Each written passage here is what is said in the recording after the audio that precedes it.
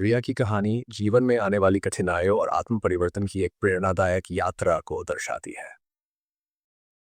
उसका बचपन संघर्षों से भरा था। एक ऐसे घर में पली बड़ी जहां उसकी मां घरेलू महिला थी और पिता एक मजदूर जो दिन रात मेहनत करते थे ताकि परिवार का पालन पोषण हो सके। लेकिन इस कठिन जीवन में भी रिया के भीतर एक सपना पल रहा था। एक ऐसा सपना जहां वह अपनी पहचान खुद बनाए। हालांकि स्कूल के दिनों में ही उसे एहसास हुआ कि वह हमेशा अपने सहपाठियों से पीछे रह जाती है। पढ़ाई में तेज नहीं थी और आत्मसंदेह से घिरी रहती थी। उसके आसपास के लोग भी उसे बार-बार यही जताते थे कि वह कुछ खास नहीं कर सकती, जिससे उसके मन में हमेशा नकारात्मक विचार उमड़ते रहते थे। धीरे-धीरे उसे पता चला कि उसकी शारीरिक स्थिति भी कमजोर थी, जिससे उसका आत्मविश्वास और भी डगमगा गया। लेकिन उसके भीतर एक आग थी जो हार मानने को तैयार नहीं थी। वह लगातार जीवन को एक कठिन यात्रा के रूप में देख रही थी।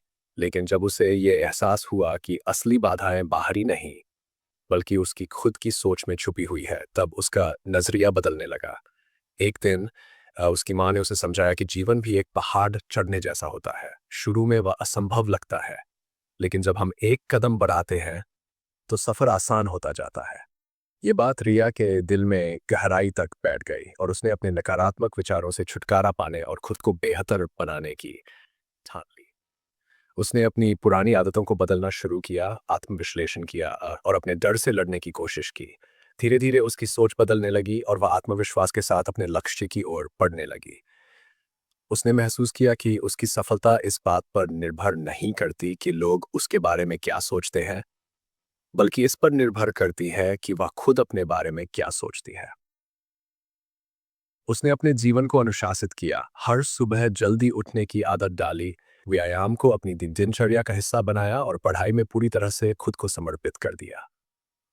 उसने यह भी जाना कि जीवन में सही लोगों का साथ बहुत जरूरी होता है, क्योंकि अच्छे लोगों की संगति से ही व्यक्ति सही दिशा में आगे बढ़ सकता है। वर्षों की मेहनत और आत्मसुधार के बाद उसका जीवन पूरी तरह से बदल चुका था। जो लोग कभी उसे कमजोर और असफल मानते थे, वही अब उसकी सफलता की मिसाल देते थे। रिया ने यह सीख लिया था कि हर कठिनाई अपने भीतर एक सबक छुपाए होती है, और यदि हम उसे सही तरीके से समझें और अपनी पूरी क्षमता के साथ उसका सामना करें, तो वह हमें जीवन में आगे बढ़ने का रास्ता दिखाती है। रिया की कहानी केवल संघर्ष और सफलता की नहीं, बल्कि आत्म खोज और आंतरिक शक्ति को पहचानने की भी है। एक छोटे से गांव में जन्मी रिया का बचपन कठिनाइयों से भरा था। उसका परिवार आर्थिक रूप से कमजोर था। उसके माता-पिता दिन-रात मेहनत करते थे, लेकिन फिर भी जीवन की बुनियादी जरूरतों को पूरा करने में संघर्ष करते थे। स्कूल में भी रिया को बार ये महसूस कराया जाता कि वह दूसरों से कमजोर है, पढ़ाई में पिछड़ी हुई है और शायद कभी आगे नहीं बढ़ पाएगी। बार-बार मिलने वाली असफलताओं और दूसरों की निराशाजनक बातों ने उसके भीतर आत्मसंदेह भर दिया था, जिससे उसकी सोच भी नकारात्मक होती जा रही थी। उसे लगने लगा था कि वह अपने सपनों को कभी पूरा नहीं कर पाएगी, कि जीवन की हर चुनौती उसके लिए एक बड़ी दीवार की तरह खड़ी है, जिसे पार करना असंभव है।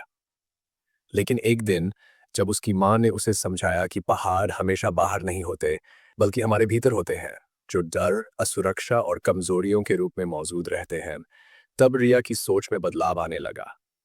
उसने महसूस किया कि असली लड़ाई किसी और से नहीं, बल्कि खुद से है। अगर वह अपने ही डर और संदेहों को पार कर ले, तो कोई भी चुनौती उसे हरा नहीं सकती। इस बात ने उसके भीतर एक नई ऊर्जा भर दी। उसने खुद को अनुशासित करना शुरू किया, अपनी पुरानी आदतों को बदलाते हैं, नकारात्मक विचारों से दूर रहने लगी और अपने आत्मविश्वास को बढ़ाने के लिए नए तरीकों को अपनाने लगी। उसने हर दिन खुद को ये विश्वास दिलाना शुरू किया कि अगर वह मेहनत करे, तो कुछ भी असंभव नहीं। उसने न सिर्फ मानसिक रूप से बल्कि शारीरिक रूप से भी खुद को मजबूत बनाया, क्योंकि उसे ये समझ आ गया था कि अगर शरीर स्वस्थ होगा तो मन भी ताकतवर होगा। समय के साथ उसकी मेहनत रंग लाने लगी। धीरे धीरे वह अपने डर को काबू में करने लगी और खुद को पहले से ज्यादा सक्षम महसूस करने लगी। लेकिन ये कहानी सिर्फ रिया की नहीं है, ये उन सभी लोगों की कहानी है जो कभी न कभी अपने जीवन में चुनौतियों से घिरे होते हैं और हार मानने की कगार पर खड़े होते हैं। किताब यह समझाती है कि असली समस्या बाहरी परिस्थितियां नहीं होती, बल्कि हमारे भीतर के डर, असुरक्षाएं और नकारात्मक सोच होती है जो हमें आगे बढ़ने से रोकती है। जब भी कोई समस्या हमारे सामने आती है तो हम उसे एक विशाल पहाड़ की तरह देखते हैं, एक ऐसा अवरोध जिसे पार करना नामुमकिन लगता है। हम अक्सर इन मुश्किलों से भागने की कोशिश करते हैं क्योंकि हमें डर होता है कि अगर हमने इनका सामना किया तो हमारी कमजोरियां सबके सामने आ जाएंगी। लेकिन यही वह सबसे बड़ी भूल होती है जो हम करते हैं। लेखक हमें ये सिखाते हैं कि हर चुनौती हमें कुछ सिखाने के लिए आती है। अगर हम उससे भागने के बजाय उसका सामना करें तो हम अपने वास्तविक आत्म को पहचान सकते हैं। हमारी असुरक्षाएं और डर जो हमें पीछे खींचते हैं वे दरअसल हमारे मानसिक पैटर्न का हिस्सा होते हैं, और जब तक हम इन्हें चुनौती नहीं देते तब तक हम अपनी असली ताकत को पहचान ही नहीं सकते। इस किताब का सबसे बड़ा संदेश यही है कि जीवन में बाहरी चुनौतियों से लड़ने से पहले हमें अपने भीतर की लड़ाई जीतनी होगी। जब तक हम अपने डर को काबू में नहीं करेंगे तब तक हम बाहर की किसी भी समस्या से नहीं लड़ सकते। बहुत बार हम ये सोचते हैं कि हमारी परेशानियां वे हैं जो हमारे आसपास दिखती है, जैसे काम का दबाव, रिश्तों की उलझनें, आर्थिक परेशानियां। लेकिन असल में हमारी सबसे बड़ी समस्याएं हमारे भीतर होती है। हमारी खुद की नकारात्मक सोच, आत्मसंदेह और विफलता का डर ही हमें आगे बढ़ने से रोकता है। जब हम इन आंतरिक बाधाओं को पहचानते हैं और उन्हें पार करने की दिशा में कदम उठाते हैं, तभी हम अपने असली सामर्थ्य को खोज पाते हैं। यही कारण है कि जब हम अपने भीतर के पहाड़ को पार कर लेते हैं तो कोई भी बाहरी चुनौती हमें रोक नहीं सकती। यही जीवन का सबसे बड़ा सबक है। अगर हम अपनी सोच को बदल लें और खुद पर विश्वास करना सीख लें तो कोई भी मुश्किल हमें हमारी मंजिल तक पहुंचने से नहीं रोक सकती।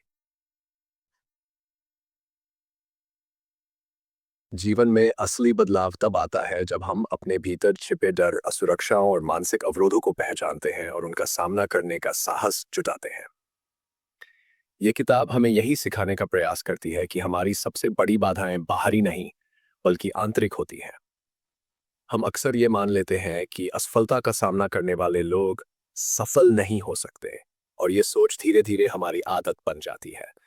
लेकिन लेखक ये स्पष्ट करते हैं कि असफलताएं हमें केवल रोकने के लिए नहीं आती, बल्कि हमें अपनी कमजोरियों को पहचानने और उन पर काम करने का अवसर भी देती है। आत्म जागरूकता इस परिवर्तन की सबसे पहली और अहम कड़ी है। जब तक हम अपने विचारों, भावनाओं और आदतों को गहराई से नहीं समझते, तब तक हम किसी भी दिशा में प्रगति नहीं कर सकते। किताब ये बताती है कि हम सभी के जीवन में कुछ पुराने मानसिक पैटर्न और आदतें होती हैं जो हमारे विकास में बाधा डालती हैं। ये पैटर्न अक्सर हमारे अतीत के अनुभवों से बने होते हैं। जैसे कि बार बार असफलता झेलने वाला व्यक्ति ये मान लेता है कि वह कभी सफल नहीं हो सकता, और यही नकारात्मक सोच उसके हर फैसले में झलकने लगती है। लेकिन जब हम सचेत होकर अपने विचारों और भावनाओं का निरीक्षण करते हैं तो हमें यह समझ में आता है कि वे कहाँ से आ रहे हैं और कैसे हमें नियंत्रित कर रहे हैं। आत्म जागरूकता का पहला कदम यह है कि हम खुद से सवाल करें, मैं बार बार एक ही गलती क्यों कर रहा हूँ, या मुझे किस बात से डर लगता है।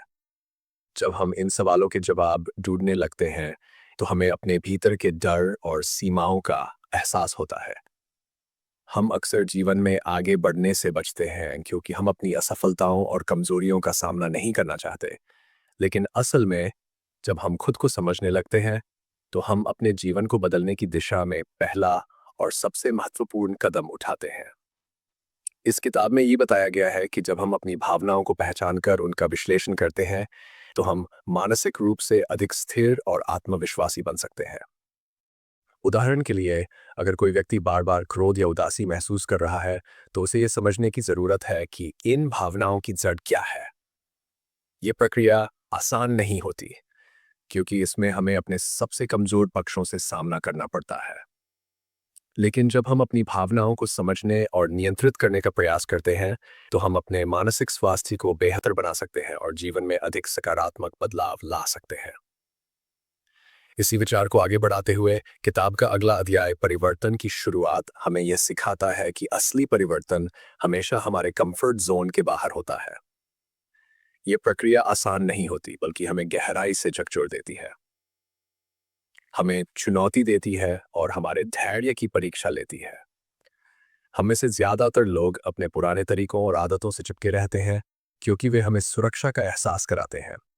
लेकिन जब हम इन आदतों को छोड़ने और कुछ नया अपनाने का निर्णय लेते हैं, तभी तभी असली बदलाव शुरू होता है।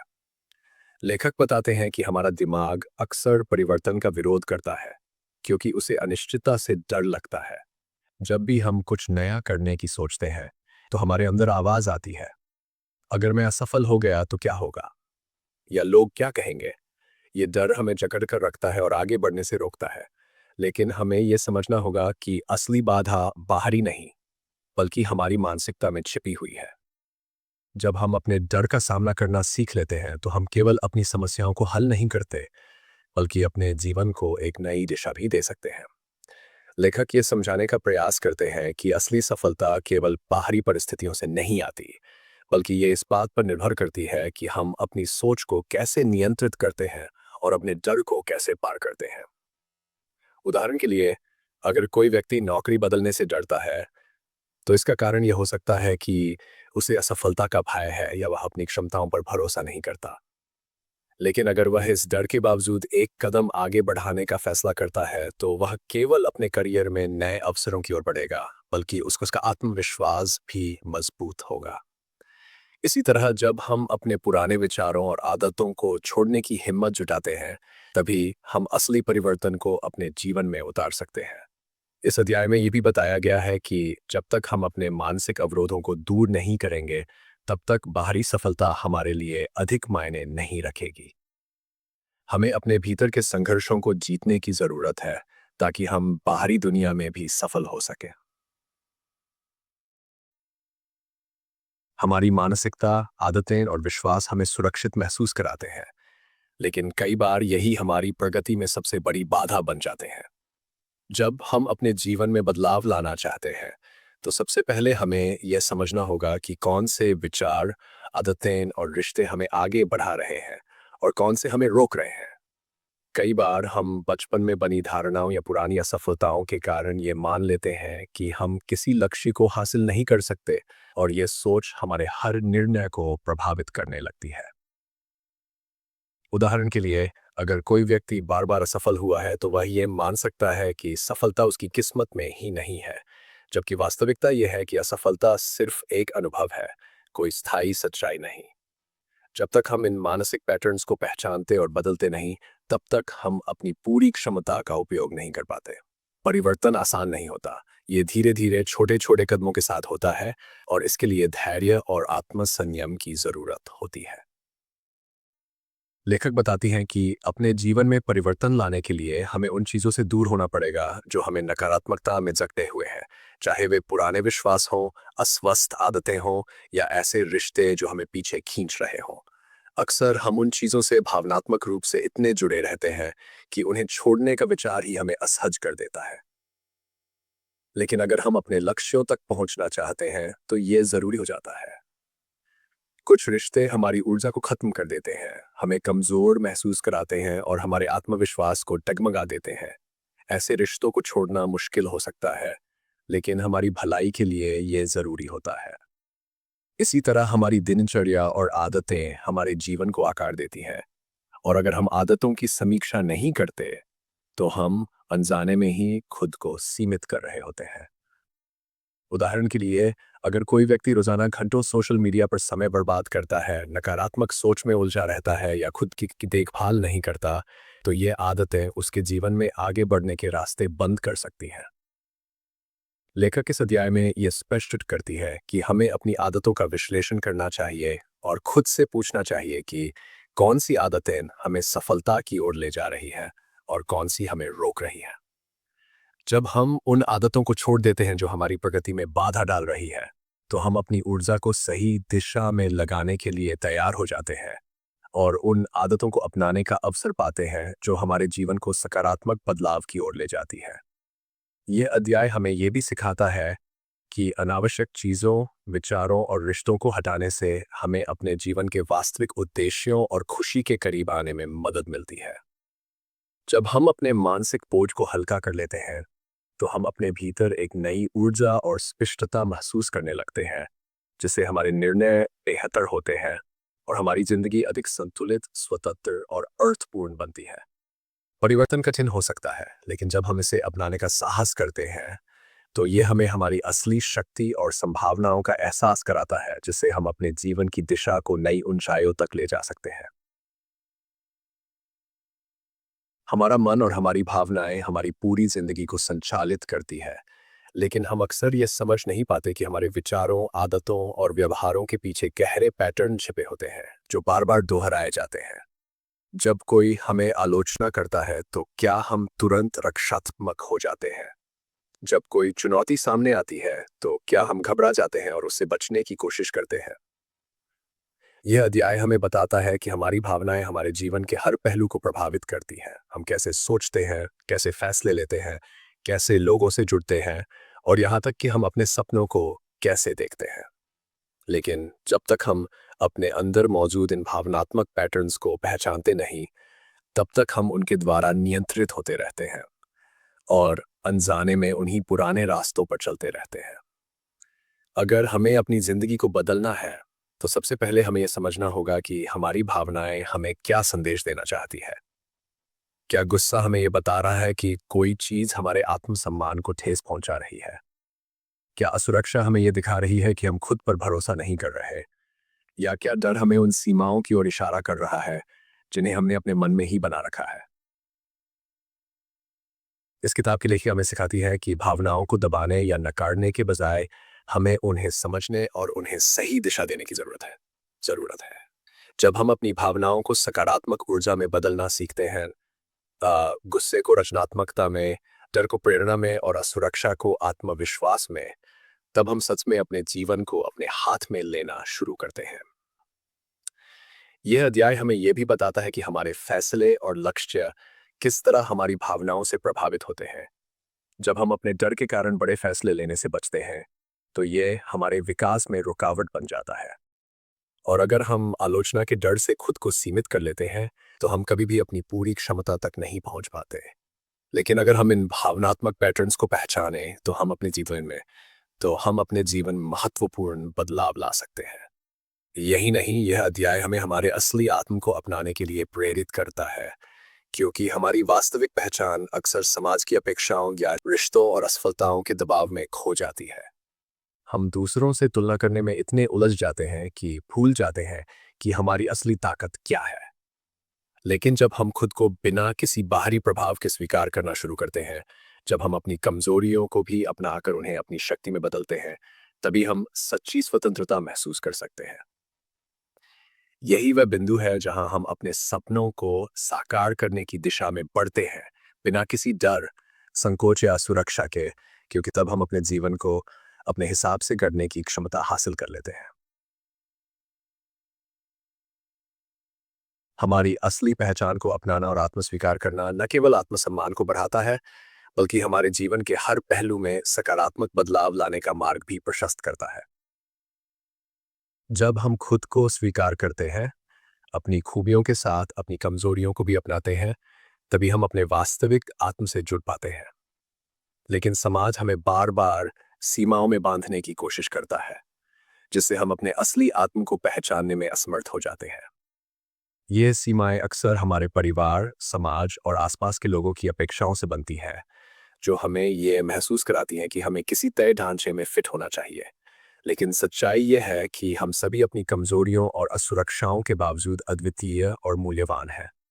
आत्मसंदेह और नकारात्मक विचार हमारी संभावनाओं को सीमित कर सकते हैं। हमें ये विश्वास दिला सकते हैं कि हम कुछ कर नहीं सकते, हम सफल नहीं हो सकते। लेकिन लेखिका हमें यह समझाने का प्रयास करती है कि इन नकारात्मक आवाज़ों को पहचान कर उन पर सवाल उठाना ज़रूरी है।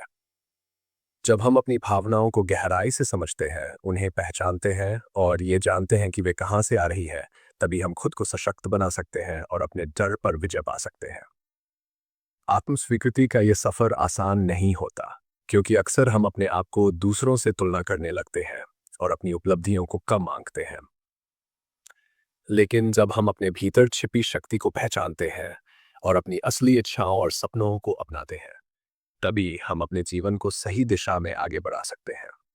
सोचने और सपने देखने भर से कुछ हासिल नहीं होता, बल्कि हमें अपने विचारों को कार्य में बदलना होगा। क्योंकि बड़े लक्ष्यों को प्राप्त करने की प्रक्रिया छोटे छोटे कदमों से ही शुरू होती है।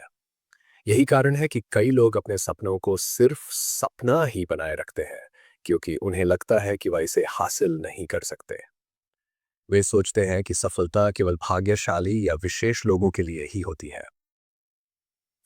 लेकिन लेखिका स्पष्ट रूप से कहती हैं कि किसी भी लक्ष्य को हासिल करने के लिए सबसे पहले यह समझना होता है कि हमें कहाँ से शुरू करना चाहिए और किस दिशा में आगे बढ़ना है। यदि कोई लेखक बनना चाहता है तो उसे हर दिन थोड़ा थोड़ा लिखना होगा, शुरुआत चाहे एक पंक्ति से ही क्यों न हो।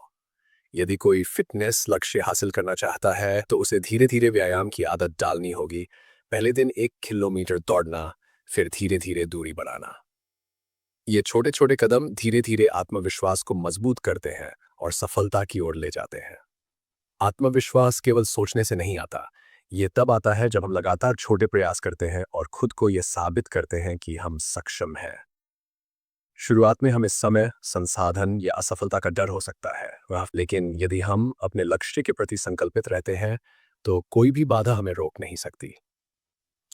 वाइस्ट हमें ये याद दिलाती है कि आत्मविश्वास और धैर्य के साथ यदि हम लगातार सक्रिय रहते हैं तो हम किसी भी लक्ष्य को हासिल कर सकते हैं, चाहे वह मानसिक विकास हो, करियर में सफलता हो या व्यक्तिगत बदलाव। हमें अपने डर और असुरक्षाओं को छोड़कर अपनी क्षमता पर विश्वास करना होगा, क्योंकि असफलता केवल तब होती है जब हम कोशिश करना बंद कर देते हैं। सफलता का रास्ता हमेशा प्रयासों और धैर्य से होकर जाता है, और अगर हम अपने लक्ष्य को लेकर गंभीर हैं तो हमें हर दिन छोटे छोटे कदम उठाने होंगे, बिना ये सोचे कि ये कितना कठिन है। अगर आप रोज बस थोड़ा भी आगे बढ़ते हैं तो धीरे धीरे आपकी मंजिल खुद ब खुद आपके करीब आती जाएगी। इसलिए खुद पर भरोसा करें, अपने डर और संकोच को पीछे छोड़ें और अपने लक्ष्यों की ओर लगातार बढ़ते रहें, क्योंकि हर छोटा कदम भी आपको सफलता के करीब लेकर जाता है और अंततः आपकी मेहनत रंग लाती है।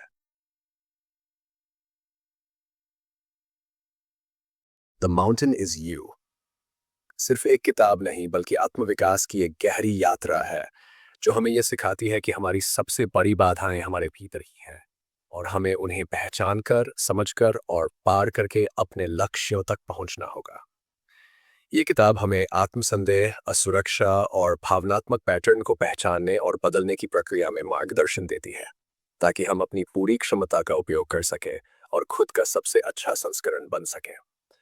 लेखिका ये समझाती है कि आत्मस्वीकार और छोटे छोटे सतत प्रयास ही किसी भी बड़े लक्ष्य को हासिल करने की कुंजी है, चाहे वह मानसिक मजबूती हो, करियर में सफलता हो या व्यक्तिगत विकास। जब हम अपने डर और कमजोरियों को बाधा मानने के बजाय उन्हें अवसर के रूप में देखना शुरू करते हैं तो वे हमारी ताकत बन जाती हैं और हमें आगे बढ़ने के लिए प्रेरित करती हैं। अंततः ये पुस्तक हमें अपने भीतर छिपी शक्ति को जागरूक करने, आत्मविश्वास बढ़ाने और अपने जीवन की दिशा को खुद निर्धारित करने की सीख देती है, ताकि हम अपनी आंतरिक पहाड़ी को पार कर एक बेहतर, संतुलित और सफल जीवन जी सकें।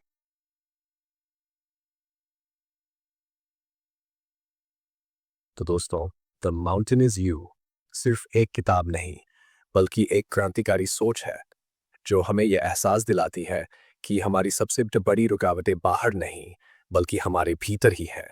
यह हमें सिखाती है कि बदलाव का सफर कठिन हो सकता है, लेकिन अगर हम अपने डर से भागने के बजाय उसका सामना करें तो वही डर हमारी सबसे बड़ी ताकत बन सकता है। तो अब सवाल यह है, क्या आप अपनी इस आंतरिक पहाड़ी को पार करने के लिए तैयार हैं? अपने सपनों को सिर्फ सोचने तक सीमित मत रखिए, बल्कि पहला कदम उठाइए, क्योंकि बदलाव का जादू तभी शुरू होता है जब आप एक्शन लेते हैं। अगर आपको ये वीडियो पसंद आया तो लाइक, शेयर और सब्सक्राइब जरूर करें, ताकि हम और भी प्रेरणादायक कहानियां आपके लिए ला सकें। याद रखें, आप खुद अपनी सबसे बड़ी ताकत है। धन्यवाद।